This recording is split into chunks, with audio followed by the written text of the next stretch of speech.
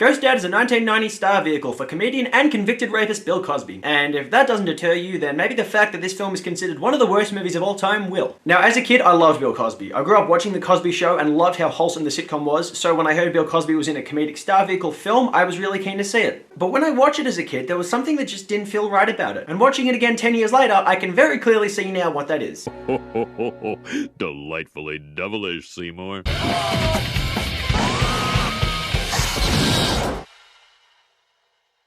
Yes everybody, welcome back to Delightfully Devilish, the show where we discuss films that all at once meet the criteria of being the good, the bad, and the ugly. I'm your host, Jukebox Harry, and today we're going to look at a film which I very much hesitate to use the word good on, but will say that it's somewhat entertaining just because of how bad and ugly it is. Now there is a very specific reason that Ghost Dad fails, which I'll explain later on, but for the moment, let's just unpack what's wrong with the movie. Ghost Dad follows the formulaic story of a workaholic father who doesn't give the time of day to his family until a life-changing event happens. It's a comedy film which follows the same formula as Eddie Murphy's Daddy Daycare, puts in a plot point from Harrison Ford's Regarding Henry, and then adopts elements from Warren Beatty's Heaven Can Wait. Ghost Dad starts with Elliot forgetting his teenage daughter's birthday, spontaneously gifting her his car, and then going to a business meeting. On the way to the meeting, he steps into an elevator where the cables start to inexplicably snap. Shortly after he exits the elevator, the final cable snaps, and this is how we see the elevator fall to the bottom of the shaft. Now, up until this scene, Ghost Dad is just a generic movie, but this is the moment where you realize this film really doesn't understand comedy. We don't actually see the elevator fall, or anyone react to it falling. We just have a bunch of flashing lights and a soundbite. If nothing else, this is just a very lazy way to show that this is happening. But more importantly is the fact that this scene is completely insignificant to the rest of the film. This should be the start of a recurring joke where Elliot almost dies in a number of crazy situations. I mean, that's what The Simpsons did when they parodied Ghost Dad in an episode of Treehouse of Horror. We see Homer almost dying a couple of times in ridiculous situations before finally dying by choking on broccoli. But between this moment and the scene where Elliot supposedly dies, there is no other return for this gag. Elliot should almost die twice before finally dying on the third incident. But this doesn't happen because Ghost Dad does not understand comedy. This should be the point in the film where audiences are wondering, oh, is this what's going to turn him into a ghost? No. This is the scene in the film where we think, oh wow, is this what's going to end Sidney Poitier's career as a film director? Spoiler alert, it did. Soon after, Elliot gets into a taxi driven by a psychopathic Satanist. Hold up. This just came out of nowhere. Now, aside from the elevator gag, up until this scene, everything else in the film actually kind of felt normal. But now suddenly we're just going to go in an absurdist direction. Okay. The cabbie drives recklessly against a poorly chroma keyed background. The road is that way. Eat shit. Thanks, I'm trying to quit. This is really strange because Bill Cosby is not the kind of person to allow swearing in any of his productions. He was very critical of Eddie Murphy for using filth, flan, filth in his stand-up routine. You cannot say filth, flarn, filth in front of people. So I guess Bill Cosby sold out on this one, but 30 years later we know he's not a man of morals, so that kind of makes sense. Do you worship Satan? Worship him! I am Satan! I command you to stop this girl! So this scene has Bill Cosby claiming to be the epitome of evil. That's a joke that's going to come back and bite him in the ass 30 years later. In a frenzy of confusion, the driver crashes the cab on a bridge. After Elliot falls out of the cab hanging on by the door over a river, he miraculously doesn't tip it over the edge and climbs back in. The driver leans to get his wallet, and suddenly that proves to be enough to send the cab into the river. Now, I know a film called Ghost Dad is meant to follow an absurdist direction, but this just doesn't feel right. Bill Cosby tries so hard to play such a real character that when he gets into such unrealistic situations, there's a jarring tonal shift. Honestly, Ghost Dad is more likely to creep audiences out than it is to make them laugh. And that's regardless of the fact that Bill Cosby is in the film. Elliot discovers that he is a ghost when a police officer pees on him. Hey! Are you blind? This is the one scene in the film which actually does hold up today because it's pretty symbolic of what the police actually are doing to the black community. Pissing on them, even after they're dead. Then a bus drives right through Bill Cosby. This is kind of a strange thing because Ghost Dad can't figure out how its ghost mythology actually works. Elliot hasn't figured out how to interact with the real world, but somehow he can walk on a bridge, but he can't touch a bus. I know this is just me cherry picking, but later on when he walks back to his house, he walks right through a door and falls through his floorboards. But if he fell through the floor, then what did he land on? I don't know. So that we can figure out what's going on, we'll just say that Elliot is learning to interact with the world piece by piece. Elliot learns that he can be seen if he remains in the dark, and that he has a few days before crossing into the afterlife. Hey, look who's back! That's not a common thing you'd expect to hear from an African-American father. Okay, I'm sorry, I guess I had one more, but that is it. Elliot gets a call from his boss demanding that he come in and return to work on his company's merger. If you blow this deal, Hopper, do you know what I personally will do to you? Probably nothing worse than Bill Cosby has already done to your wife and daughter. I think the joke here is that he can't actually do anything to Elliot since Elliot is a ghost, but I'm not laughing. Elliot discovers that he can teleport. Apparently that's a power of his, and he never uses it again in the film. He only uses it in this one scene where it's less relevant than ever. Then he can't pour himself a glass of scotch. But then he can. But then he can't drink it. Haha, get it? Because he's a ghost? These are jokes. This film is a comedy. In comes the big joke of the film. Elliot has a physical to go through. But how is he going to pass a physical if he's a ghost, mind you? Well, let's see. First, he uses a tape recording of a heartbeat sound to convince a doctor that he has a heartbeat. Well, that's a joke. Secondly, he's going to use a prosthetic skeleton to convince an X-ray that his body is being scanned. You can come in now.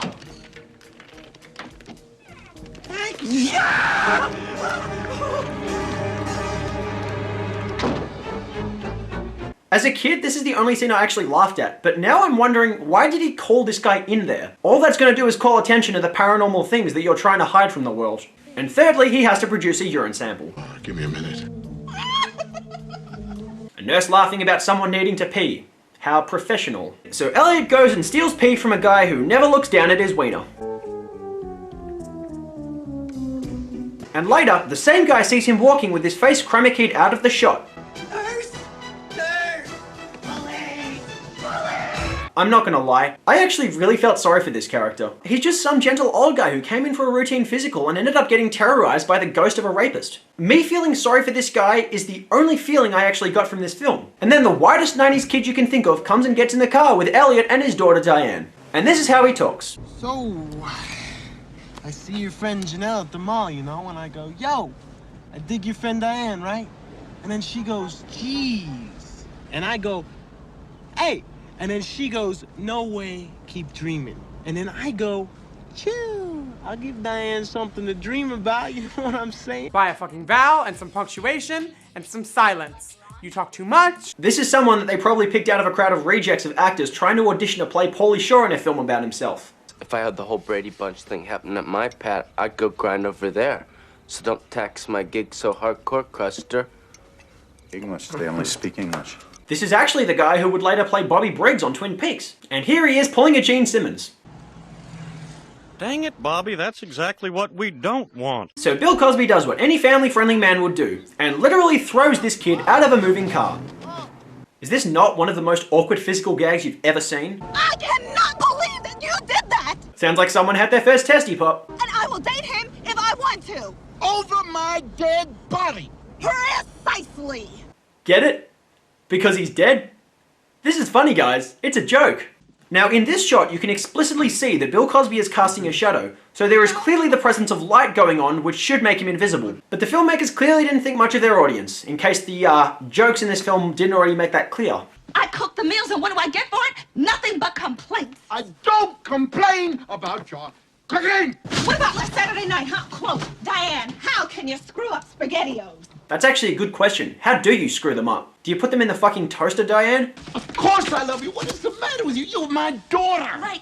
And what you feel for me is what fathers feel for daughters. That's not love, it's father stuff. Just when I think you've said the stupidest thing ever, you keep talking. What exactly is father stuff? Do fathers feel some kind of emotion that's inherently different from any other human being? Romeo and Juliet, that's love. He took poison for her. Okay, Diane. First of all, there are other forms of love in this world than teenage suicide, and fuck Shakespeare. Second of all, your father died because he gave you his car for your birthday and then died in a taxi accident. So he did actually kill himself for you. So according to your warped perception of the world, that is love. So apparently you're a deluded bitch and an ungrateful one. We're supposed to sympathize with Diane in the film because she's burdened with the duties of taking care of her family whenever her dad isn't around, and that includes before he actually died. But they make her such an annoying, whining, one-note character to the point where you wish it was her that died. Diane, don't make me walk through this door! Oh, you're gonna pretend to have boundaries now after you just threw her crush out of a moving car? Then Elliot's boss arrives for an urgent meeting, but Elliot decides to go and sort things out with his missus first. And on the way over, he gets picked up by the wind, which Dollar Tree Urkel spots from the distance. Oh no, if only he could have teleported his way over there. Is that a thing he can do? Is that a power he has? When visiting his girlfriend, she tries to encourage him to sleep with her, but he says no. But she won't take no for an answer. A woman pressuring Bill Cosby into unwanted sex. That just ain't right. That boy ain't right. Then suddenly, after some off-screen conundrums, he's back at the house. And in the middle of his business meeting, he gets this call. I know that you're an alien. I want $50,000 in small, unmarked bills right now, or I go to the newspapers. This is why we should hate kids. This isn't funny. Fuck this kid. What is his plan? To blackmail a grieving widow into giving over a bunch of money he doesn't actually have? Discount Urkel saw that Elliot obviously has powers, so he could whoop your ass if he wanted to. Elliot asks his associates to wait a moment while day turns instantly to night and he goes to threaten the kid. You mention one thing to anybody about this, and so help me, I'll do things to you that you can't even imagine. He's gonna rape you, because that's what Bill Cosby does. He rapes you. Actually, no, he's just gonna make his face disappear, because that is truly the most terrifying thing you can do when you're a ghost. Elliot returns home. Where'd they go? They left. Of course they left. You bailed on them in the middle of a meeting to go threaten a kid, and it took so long that it turned from day to night. Tomorrow is career day at school. I cannot do the same old tricks. Dad! Daddy! There are other things in this world besides the magic. I'm about to lose my job. He is right, you know. He's trying so hard to keep his job so that when the merger goes through, his family will have financial support when he passes on to the spirit world. And also, why are you doing this for Career Day? Career Day is when adults come and talk about their achievements in life and try to encourage kids to take proper career paths. I would have thought showing off magic tricks would have been reserved for show and tell. Then Diane's crush calls the house. Tony Ricker? Yeah, that's me.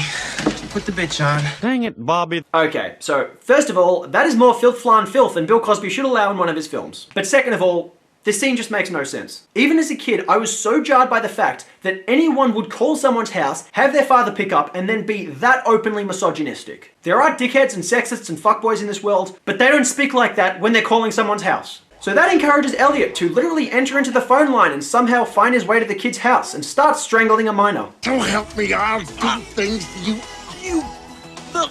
Oh, are you gonna rape him too? I thought you said that you couldn't do that trick without that kid he forgot to get you. As we see in the next scene, he literally has everything he needs, including the chains, and a teacher who is willing to allow one of his kids to get chained up and stuffed into a trunk as part of a school day.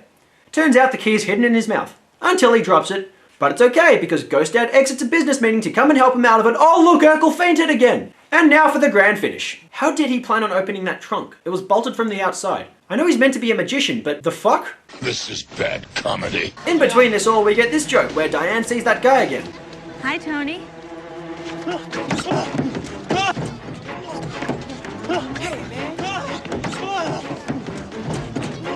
Why are you running? Why are you running?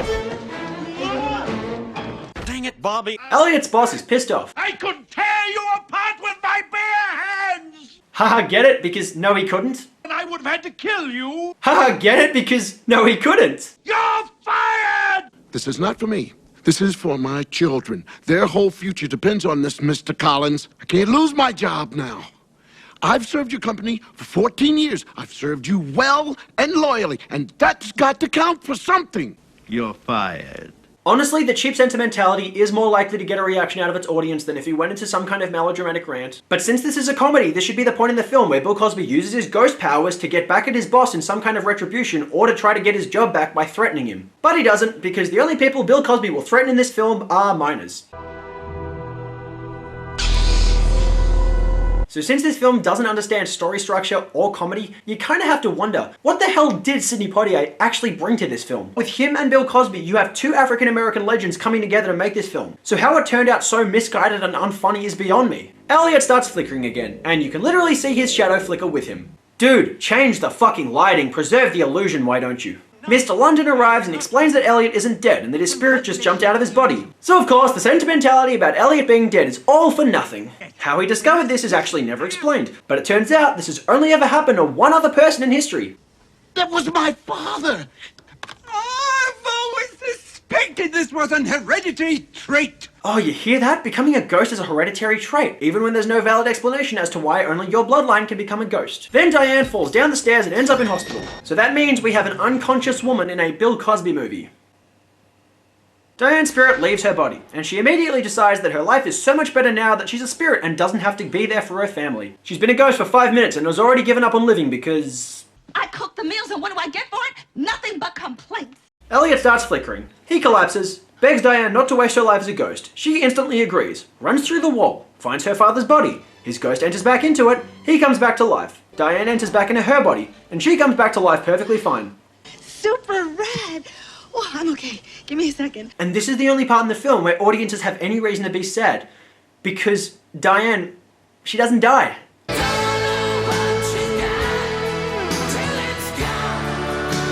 Family hug! And then we see the satanic taxi driver again. Apparently perfectly fine after falling off a bridge which had enough force to put Elliot in intensive care.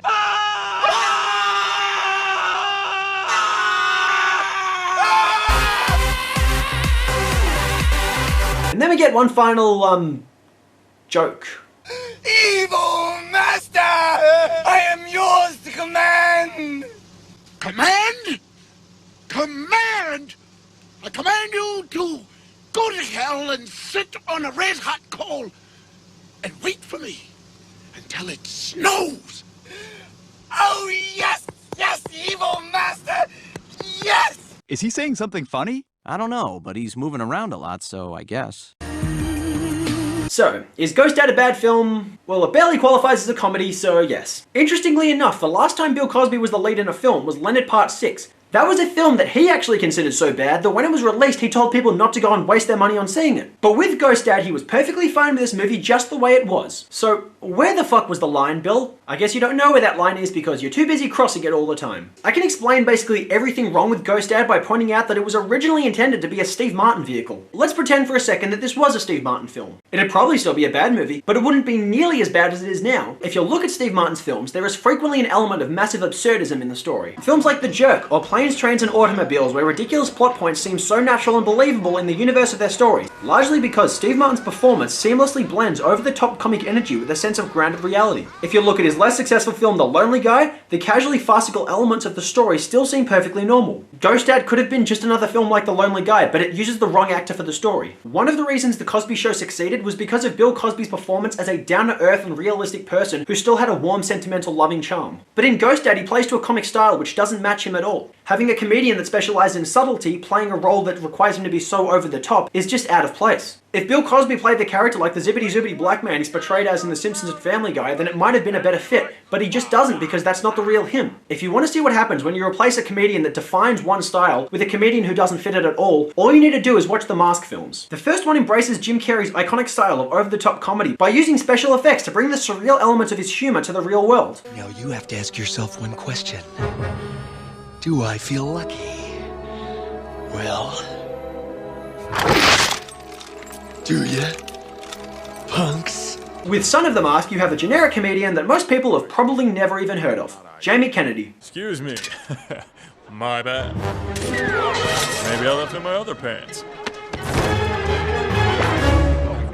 How stiff and awkward does that come off? There are certain comedians that really own their style. Jim Carrey, Steve Martin, Jason Mewes and Kevin Smith. But if you replaced any of those actors with Bill Cosby, it would be way too awkward. The same could be said if you tried to have any of those actors play Bill Cosby in The Cosby Show. It just wouldn't suit their talents. Ghost Dad is a film that shoots itself in the foot, not only with a miscast lead, but also with a script that can't balance dramatic sentimentality with comic absurdity. The same year as Ghost Dad, we got Ghost, a ghost story which blended elements of being a crime thriller and a romantic drama and still managed to be funny at times. That movie won the Academy Award for Best Screenplay. It can be done. But unfortunately, everywhere that Ghost succeeds is everywhere that Ghost Dad fails, so they end up on complete opposite sides of the spectrum. The key differences between Ghost Dad and Ghost is that Ghost actually has a funny black character in it, which Ghost Dad seems to be lacking. You know something, Sam? I don't care if you're proud of me. You stay away from me from now on. What is that not gonna do with it? She can't even buy underwear, nothing. I hate you. Leave me alone. Never talk to me again. Whoopi Goldberg was so great in that film, honestly. Ultimately, I don't consider Ghost Dad one of the worst movies ever made, but it is definitely a mess. So I give it 2 roofies out of 10, because the only times I was laughing in this film were at the fact that someone actually thought this was a good idea, and the rest of the time I was just bored. And that does it for today's episode of Delightfully Devilish, you guys. If you have ideas for movies you want me to discuss, please leave them in the comment section below. If you want to follow more episodes, please hit the subscribe button. So until next time, please make sure you're staying safe in the coronavirus pandemic. I've been your host, Jukebox Harry. Peace.